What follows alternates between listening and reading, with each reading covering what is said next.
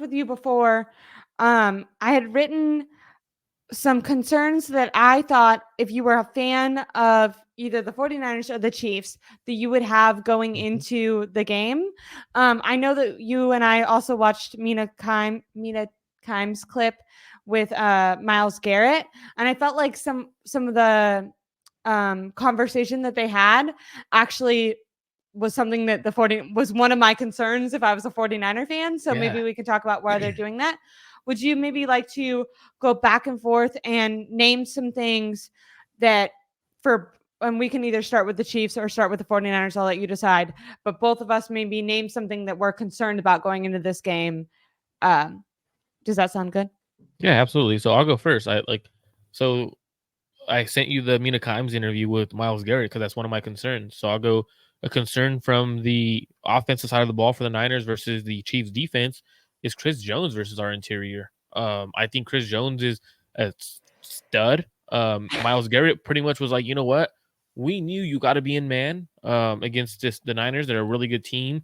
We understood that they have a ton of weapons, but we also had a game plan of let's get pressure from the interior and we're gonna make Brock have to move from the pocket because he's best when it's on time and stuff like that. So they felt like the interior was the main goal to bring pressure. That's where Chris Jones lives. Chris Jones, if he's not doubled, even when he is doubled, most of the time he is winning. So that's a concern. Can he wreck your game plan against a guy like Feliciano, Brendel, or even Banks? So that to me is one of a concern because he is a player who, when he is on and he is at his highest, he's one of the best defensive tackles, but he's also has a lot of film where he's making the Chase Young Downtimes. effortless and no effort plays. So that's a concern for me. I don't think that he won't show up with effort though, because there's this clip. It's gone viral randomly on like TikTok. I don't know how I started getting like football TikToks, but where he's reflecting on the Bucks Super Bowl, and he talks about how he felt like he didn't give 100%, and he feels like they lost because of like, you know how players really put it on themselves. So he was like really self-criticizing his effort, and he was like, I'm never gonna like have that feeling in a Super Bowl again. So you're right. I do think that's a concern for 49ers fans because you can't count on him not giving 110%. What do you think what do you think Steve Wilkes will do to try to like negate some of that, or will it be not Steve Wilkes, sorry. What do you think Kyle Shanahan is going to do to try to negate some of that pressure? Do you think it's going to be something with like adding Kittle and Juice in there, or just lots of quick game from Brock Purdy? What are you thinking they're going to do to try to help with that O line? I think if it's on, um, if he's over Feliciano, you'll see him get help from Brendel. So you'll have Brendel helping out a little bit more. I think that's the biggest thing is attacking him in the run game and just forcing him to be um, a special run defender. He's not a great run stuffer. He's a great pass rusher. But he's solid in the run game. But I would attack him like they do with Aaron Donald. You're gonna keep attacking the crap out of him. Run a lot of play actions at him. Run the ball at him. A I lot like of, that. a Running lot the of. ball. They did the same thing with Parsons, right? Mhm. Run right at him. So Yeah. I would personally attack him. You got to make him in the run game. You got to make him do a lot of work, a lot of the dirty work because it starts making his legs get heavy. And I think that's where the 49ers should attack. So I think that's what Kyle should do because you're not really going to chip anyone on the outside with CMC, Debo, or anything like that because one, they don't have any great edge rushers. So you're kind of more focusing inside. You could also have CMC or whoever's in the backfield be that guy who's literally find Chris Jones and that's who you're helping out on kind of thing, whether there's blitz and stuff like that. You're going to have pressure coming. So I think it's maybe you're using CMC as a quick dump off guy Yeah. for Purdy, but I think you definitely have to attack him in the run game. Definitely think Christian McCaffrey is going to have a huge game. Interestingly enough, I think the run game is going to be so important for the 49ers. And I do think that I'm of the belief that I think Kyle Shanahan has learned from previous Super Bowls. And I do think, say the 49ers are in a scenario where they get up by 10 points in the fourth quarter. I really believe that Kyle Shanahan will stick with the run. Do you have confidence in that? If he does not stick with the run, I'm going to be very concerned because when you look at the Kansas City Chiefs, right? So their defense is such a good defense. They've only given up 20 more than 24 points, 24 or more points 3 times. They've given up 24 twice and then 27 once. And in those And games, isn't every time they haven't given up that, they've won, right? Something crazy like that? yeah, so every time they have not given up that many points, they've won. So that means their defense is really good, but the times they have given up 24 points, there's 3 games. Teams have ran the ball for 104 times for 464 yards, and that's a 4.46 yards per carry. None of those running backs are Christian McCaffrey. None of those running backs are Christian McCaffrey. I'm definitely rolling with Christian McCaffrey averaging 4.4 or more. Alberto, I see you in the comments, my man. Shout out to you. The Christmas tree is still up. I promise. A There we Christmas tree go. is still up. There we go. I just moved locations. Christmas tree is up. I know you're superstitious. There's superstitious that you were talking about. It's up, brother. Don't think I took that down. I remember some of the fans in the comments were like, "That tree has to stay up now. Since you were winning, it has to stay up." Hey, I Love that. kept it up. Wife kept it I up. love So that. superstitions rolling. I love that. Okay, going on, I'm going to name a concern for the 49ers then as well, just to stay on that theme. And I'm going to switch it over to the Chiefs offense, and that is that Travis Kelce beats zone. Travis Kelce is really good against zone defense, and the 49ers mostly play zone defense.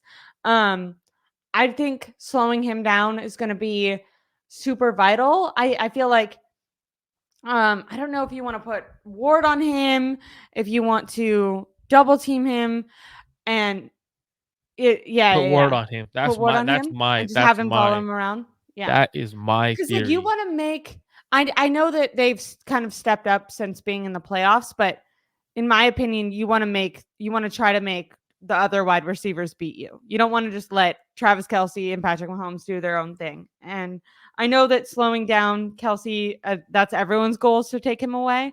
But I think that needs to be the number one focus. And that's definitely something I'm a little bit concerned about from this 49ers defense that has struggled.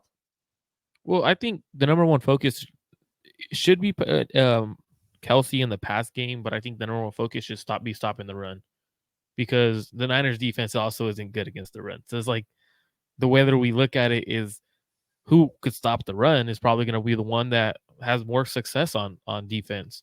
Now, think about so I know you had this in the text message you sent with like a list of things you want to talk about. Yeah. What players on the Chiefs offense outside of Kelsey scares you in the pass game? The rookie? In the pass game, it's hard. Yeah, in the pass game, Rasheed it's hard, right? Rice? Because Like that's like the only one that's like, oh my god, like he might be able to cook us, like might be able to do something. But outside of that, you had a great point on that and yeah. the thing you had sent me in the terms of Kelsey is the only one outside of Rasheed Rice who I'm like, you know what, we have to take him away. If you have Charvarius Ward shadow Kelsey, you could do other things on the field. I definitely think Kelsey's the main guy, but I definitely think the Niners should go all. In my personal opinion, you got to go man against this team. They don't have the weapons to beat you. They're gonna be in. If you go man, you have Charvarius Ward on And Ward Kelsey. played man when he was on the Chiefs, right? Wasn't like when they originally Mhm. got Ward, his specialty was man.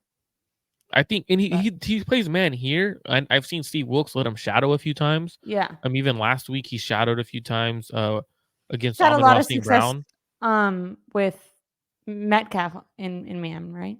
He had good Seahawks. success against Metcalf. They also had him in man on Amon Ra a few times that I was like, whoa, that's pretty good coverage.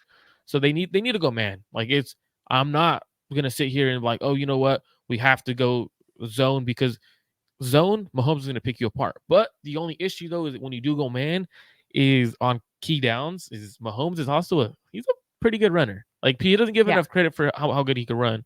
Um, he could run the ball pretty well. So I definitely think it's gonna be one of those ones where if Mahomes has a 3rd and 7 opportunity and the Niners are in man and backs are turned against him, he's taking off. And he's getting the first down because that's what he normally does. Yeah. And that's also one of my concerns as a 49ers fan is like you're just going against Patrick Mahomes and he's an incredible talent. But really quickly, I wanted to say because I thought Romero had an interesting. I don't know what you think about this, but double team Kelsey, keep Ward on Rice, and then he talked about that being their two main weapons besides Pacheco. I don't know if it's the right strategy, but if you're the 49ers, would you rather try to make Mahomes pass or rather have them try to run the ball and let Isaiah Pacheco beat you? The 49ers are bad against the run and he's been really good, but still if I feel like I'd rather have the Chiefs running the ball than passing. I I don't just think know. it's What do you funny how think? Alberto in the comments spelled out Patrick, like just Patrick. Like I just think that just when I think of Patrick, I think of SpongeBob. Like the fact that his name's Patrick, SpongeBob SquarePants. like Patrick Mahomes. Like I usually call him Pat Mahomes, but it's funny. But great question right there. That's a very hard question to be honest with you because we're talking about Mahomes, right? It's not like we're talking about do we force Jared Goff to beat us or force their run game to beat us. Like it's different when it's Jared Goff, right? Obviously, the obvious answer is force Jared Goff to beat you. But since it's Patrick Mahomes, you kind of gotta look at it in the sense of what are their weapons? Their weapons are not that good. So for me, I definitely think you gotta go with the 49ers allowing Patrick Mahomes to beat them because I don't trust their weapons. I don't even think Mahomes and Andy Reid trust their weapons. Like if you look at the past couple of weeks, it's literally the ball's gone to Rashee Rice, Travis Kelsey, and Isaiah Pacheco. A few times it's gone to Yeah. another receiver, but it's like either a drop, incomplete pass, or that one time I could think of on third down, the key third down where Marquez Valdez-Scantling caught the ball, and literally when he caught it, me and my grandpa looked at each other. He's a Chiefs Everyone fan. was surprised. And we're like, did he catch it, drop it? Like, what? All right. Oh, he caught it. Like, oh, it's one of those guys. He actually decided to catch the ball today. Weege, I know, see you, Weege. I was just giving you the sense of I know Kyle wants to loosen up, but it was more so in the sense of I had two perspectives. I know so did Ashley. It was more so, hey, you know what? You're the head coach. Be a little more professional. Nothing. Yeah. I don't care. We don't care if he's drinking up. We're like, but like we just like to get both. Just for this Perspectives. comment, we like to get both perspectives. As a fan, it's kind of like, yeah, that's my coach. He's turning up. But then at the same time, you're like, all right, well, like if you're dissecting this more from like a journalistic point of view, you're kind of like, all right, this shows a little bit of potential nervousness or maybe it's social anxiety, whatever. And we were pointing out differences between the teams, players, and coaches. And when you saw Andy Reid, he just wasn't doing that.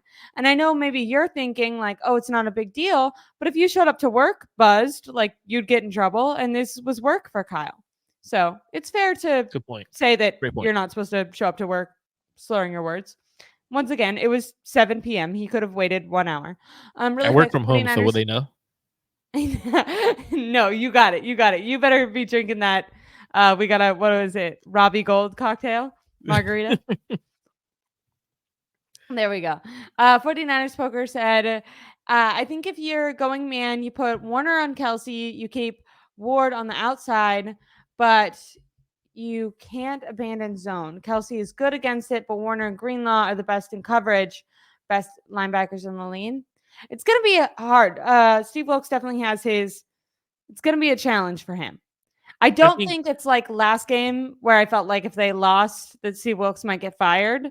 That was my takeaway from the NFC Championship. I think if they lose to Patrick Mahomes, so you're not going to blame like he's the best quarterback ever. You think he'll still be fired? That was your takeaway? I think he should be. I mean, I don't think he's the right fit for this team as a defensive coordinator, but that's topic for another day. But hot takes for the offseason. The hot takes for the offseason. Like and subscribe. But definitely when you look at that comment, right, you can't go Fred man-to-man with Kelsey often because if I see that you're gonna have your best linebacker shadow Kelsey everywhere he goes, guess what? I'm running the damn ball. That's cool. Go ahead, shadow him. Now you no longer have your linebacker to fill gaps, fit the run. So for me, I would definitely go run if that's the case. Now, if you have Travarius Ward, you can still have the ability to stop the run. And you have two decent corners, and I think the nominal Lord has been playing phenomenal football. Ashley's going with her hiccups again, but you also have Ambry Thomas. Did you hear them? Did you hear them? No. And then you also have Ambry Thomas who could play on the outside. So you're essentially playing Ward in the slot. So I think it's definitely you can move him around in that kind of fashion. So I would personally go Charvarius Ward, who is great on bigger receivers and man. I like that. I wanted to maybe move past this and I wanted to say, well, I guess I want to name, I have two more concerns for 49er if you're the 49ers that I would like to talk about. Um, we're going to leave the last one for that one. So sorry I have hiccups, guys. I don't know why I've had them off and on all day. I've been doing some traveling and I think maybe my body's just adjusting. But the Chiefs corners. Do you have faith that Ayuk is going to get open? Kittle's going to get open? I do agree that I think there's going to be, someone commented earlier that the Chiefs are going to be dinking and dunking down the field. I think that that's kind of the similar game strategy for the 49ers with those dump off passes to Christian McCaffrey, running the ball, Deebo Samuel. I feel like those two are going to have a really big game. But when it comes to those corners, that's definitely been a highlight of the Chiefs team this year. They've done really, really well in coverage. How do you feel like it's a strength against a strength, right? Because if you're looking at concerns, if you were like a Chiefs fan, you'd be like the offensive weapons that the 49ers have. But it's like, it's kind of interesting. Which strength versus strength are you concerned about the Chiefs corners? And I'll let you talk and hopefully my freaking hiccups will go away. So sorry, everyone.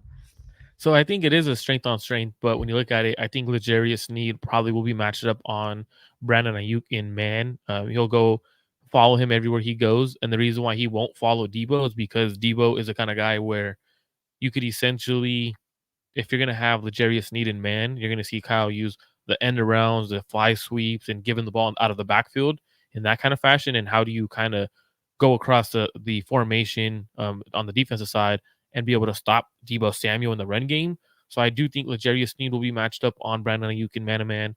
You're going to see everyone else try to swarm to the ball. Justin Reed had a great comment. The number one part of the game plan was to make tackles. And he said, literally, if you go back and watch the Detroit Lions film, he goes, the Detroit Lions had him in the backfield a few times. And he goes, and they break tackles. He goes, if the first guy gets there every time we're up going to hit, he goes, we're not going to be in first and 10 that often. We're going to be third and long, second and long. He goes, because the Detroit Lions miss tackles where it was second and 10. They missed a tackle and it ended up being a first down play, 15-yard play. He's like, if you miss against the Niners, they will make you pay. I think Brandon Ayuk should be able to get open. It's going to be a tough matchup for him. I think he's ready for this kind of matchup. He's one of the better receivers in the NFL. But I definitely think this is a matchup, like you said, you dink and dunk in the sense of this is a money game for him, right? Like obviously it's been a money season. He's is going to get what he deserves. But if he just balls out this game, well, he's already getting paid the bag. But yeah. For him is definitely one of those moments where he could get more. I think I think hey, so too. if you beat one of the best corners in the league, you could get paid. I don't think it's interesting. I don't think he can get paid less because I think if he just does like how he normally does, it won't affect his money at all. And I'm not anticipating a big Brandon Ayuk game. I'm anticipating much more CMC and Debo game. But if I'm shocked, if I'm surprised, if it ends up being a total Ayuk blowout game, he can go to the table and be like, I showed up in the biggest moment, against someone who is a formidable opponent and showed out. So for sure. And all these players have egos. Brandon Ayuk wants to show up. Speaking of players getting absolutely lit, I don't know if you saw, he also yesterday was in a press conference. He was being asked about Kyle Shanahan, and he was like, yeah, man, not like my other coaches, but he's cool. But not like my other coaches. He was like low-key, like we're not buddies, but he tries to be my buddy. And also I am faded right now. And I was like, great. I think he still holds some kind of emotional grudge towards Kyle for that year one of putting him in the doghouse when it wasn't. I get you're trying to coach, but it's like he's one of your best players on your team. Even as a rookie, I thought he was one of our better receivers. Puts him in the doghouse. So I think he does hold a grudge, but he also is like, you know what? We're coming along. I do think they're really close. Like I don't think it's like anything. Yeah. Like they have no issues or anything like that.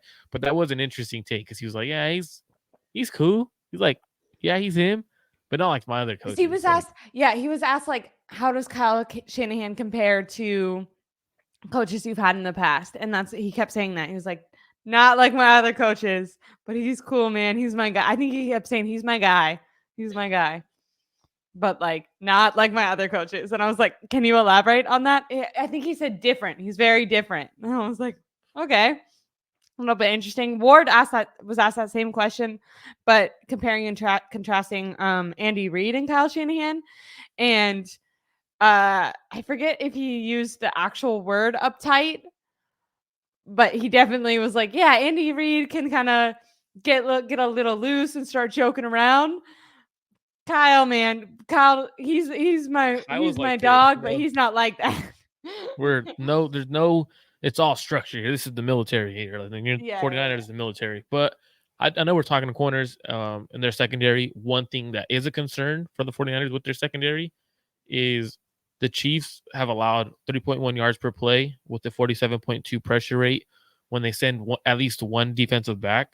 Spagnola has the highest rate of cornerback pressures in the NFL. So when you go a condensed look, so with tighter formation, he usually sends someone. Now, the Niners have the fifth highest pressure rate allowed to slot blitzes. damn. Who would have thought? So to me, Yeah. that is a concern. It's like, oh shit, like Spagnuolo is great at disguising things. He's great at sending slot blitzes, corner blitzes, safety blitzes. Like he's great at doing that. He's phenomenal at disguising things. So it's like when you see that kind of stat, it's like, oh, the Niners are the fifth highest pressure rate to the slot corner who blitzes. Well, that's what Spags is gonna do. And if you're not ready for it, their strength is sending pressure. One of your weaknesses is allowing that pressure from where it's coming from. So they need to ID it. They need to pick it up because if he disguises stuff, it's kind of similar. Remember the Ravens game? Corner blitz, hands in the air, balls in the tipped passes and overthrows lead to interceptions. That tipped pass led to an interception. It was a blitz. So it's kind of one of my concerns is like, shit, when they're sending their corner blitzes, safety blitzes, and stuff like that, you got to ID it and know where it's coming from. So that to me could be a concern because Spagnuolo is a hell of a coach scheming that up. Definitely. And he's done really well against Kyle Shanahan in particular. And he's done really good, I feel like, in a lot of his because in his previous Super Bowl, didn't they like switch what they normally do? Like everyone was anticipating that they were going to play a certain type of defense, and so they did the complete opposite and kind of took people off took the other team off their game plan, which is interesting. Like people kind of say you shouldn't do that. You should stick to what you normally do.